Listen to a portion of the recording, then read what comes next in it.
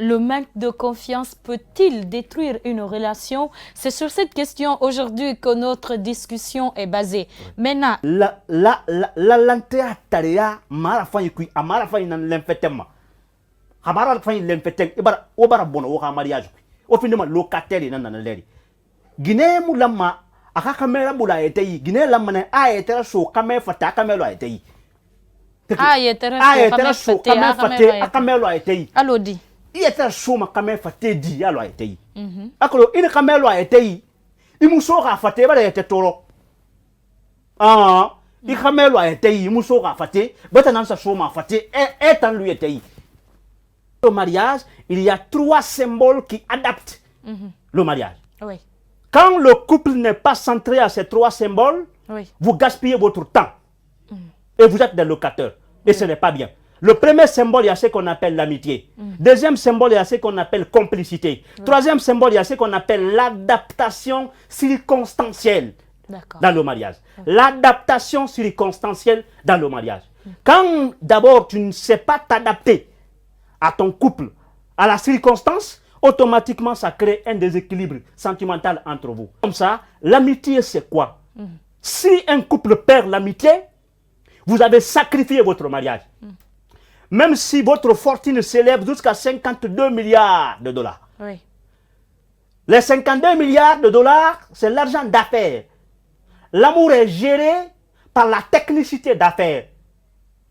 C'est l'entreprise peut-être qui peut te permettre d'avoir de l'argent. Tu as 52 milliards sur ton compte. Même si tu as 200 et quelques milliards sur ton compte, ce que tu as besoin, c'est ton âme sœur que tu as besoin.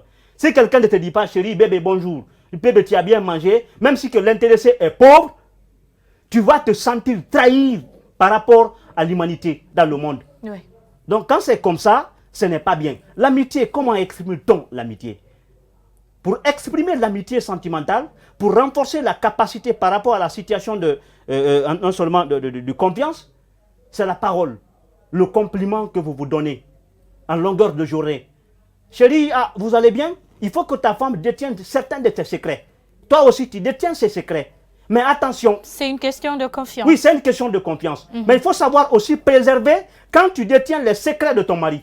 Il faut savoir les préserver. Parce que il faut encourager son prochain à lui dévoiler ses secrets. Parce qu'il y a des femmes aujourd'hui qui donnent la nature exacte du corps ou de tout ce qui compose son corps aux voisins. Il dégage tout, il part informer les gens. Moi, mon mari est comme ça. Pendant la nuit même, il est comme ça. 2, 3 coups, 4 coups, c'est fini, il est tombé. Donc ça, quand un homme entend ça, il peut te chercher à cause de ça. Donc il faut, tout ça la ramène à l'homme d'avoir un manquement de confiance à ton égard. Et si cela est créé, ce n'est pas bien. Si tu détiens les secrets de ton mari, il faut le garder une fois de plus. Parce que c'est une manière pour lui d'exprimer son amitié par rapport à toi. Et l'homme aussi détient les secrets. Quels sont les secrets majeurs que tu dois dire à ta femme? Quels sont les secrets majeurs que l'homme doit dire à sa femme? Et quels sont les secrets majeurs que la femme doit dire à sa femme? Quels sont les secrets qu'on ne doit pas dire? On doit normalement se connaître d'abord avant de se marier, ou on doit directement se marier pour se connaître après? La connaissance qui doit se créer avant de se marier doit être une expression sentimentale. C'est pourquoi d'abord il faut se dire la vérité avant le mariage. C'est pour éviter la crise de confiance. D'accord.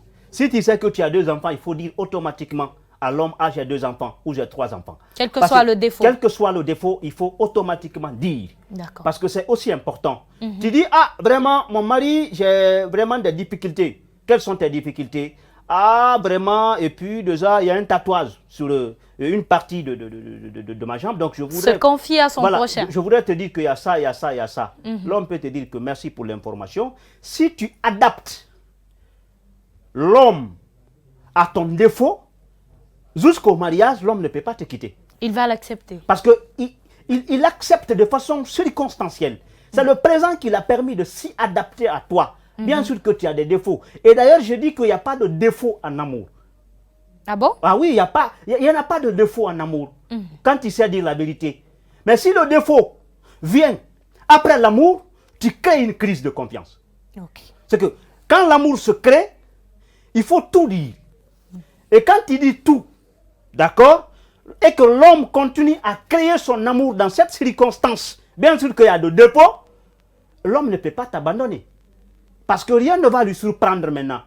Mais quand l'amour vient, et que demain ou lendemain, tu sors une autre information qui te concerne par rapport à ce que tu as fait, ou ce qui est sur toi, l'homme va s'en dire que tu m'as trahi.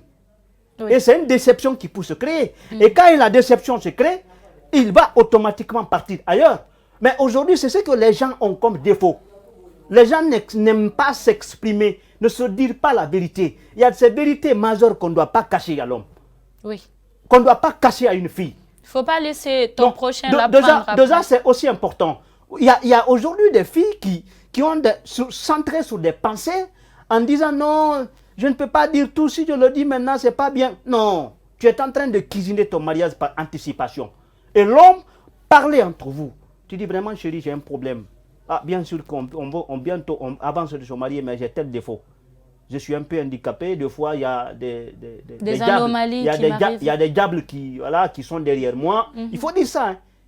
Il y a des diables qui sont derrière moi. C'est bien de se confier. Oui, c'est important. Oui. Parce que quand l'homme sait qu'il y a des diables derrière toi, s'il t'aime vraiment, il peut d'accord chercher des trucs. Tant qu'on aime, on accepte, non? Mais et si tu n'arrives pas à dire à l'homme, et c'est après le mariage que l'homme découvre, si tu tombes, il faut d'abord 4 heures de temps avant de se réveiller.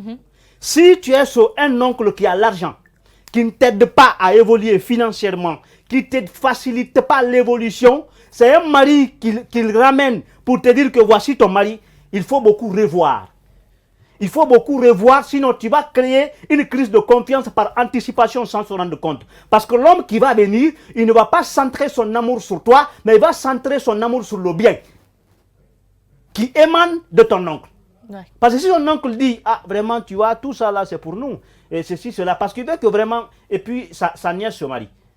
Donc quand l'amour se crée par rapport à ça, l'amour n'est pas créé pour toi la fille, mais l'amour est créé pour le bien qui est là.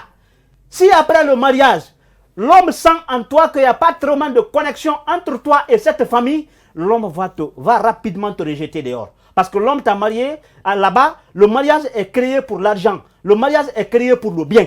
Donc l'homme qui est venu, c'est ton oncle qui a préparé sa mentalité par rapport à tout ce que vous avez. Mais ça ne t'appartient pas. Ça appartient à ton oncle. Mais par le passé, ton oncle ne t'a jamais aidé à évoluer. C'est un homme qui ramène maintenant devant toi pour dire que voici ton épouse. Nous allons dépenser tout. Voici tout ce qui s'ensuit. La femme, il faut refuser ce mariage. C'est un cadeau empoisonné. Épouser une femme. Tu épouses une femme qui n'a pas d'enfant, qui fait 5 ans sans enfant, qui fait 7 ans sans enfant. Mais comment tu peux t'adapter à ça? Parce qu'il faut avoir la capacité d'adaptation aux circonstances sentimentales. Il ne faut pas que ça conduise l'homme à un manque de confiance. Parce que quand il consomme le manque de confiance là, automatiquement, tu vas prendre finalement une décision à quitter la femme. Parce que directement, tu dis que oui, la femme là n'a pas eu d'enfant avec moi. Ça fait 5 ans, ça fait 4 ans. Les parents vont commencer à parler, à t'interpeller. Il faut épouser une deuxième femme. Parce que là, on ne comprend pas. Est-ce que ta femme là n'a pas fait de comportement ça et là, des comportements bidons par le passé? Donc tout ça là, ça pourrait provoquer une crise de confiance dans le couple. Mais il faut avoir la capacité de t'adapter aux circonstances. C'est aussi important. Si, par exemple, tu peux voir une femme qui perd son emploi. En premier temps, tu n'avais rien. C'est la femme qui t'a assisté d'être quelqu'un. Et aujourd'hui, tu es devenu directeur quelque part. Tu es devenu voyageur. Non seulement tu pars partout dans le monde. C'est ta femme qui t'a fabriqué de telle manière, qui t'a donné un tel gabarit. Maintenant, la femme chute sur le plan économique. Vous savez, là-bas, quand la femme chute, il y a une crise de confiance qui va se créer automatiquement si l'homme ne sait pas jouer son rôle.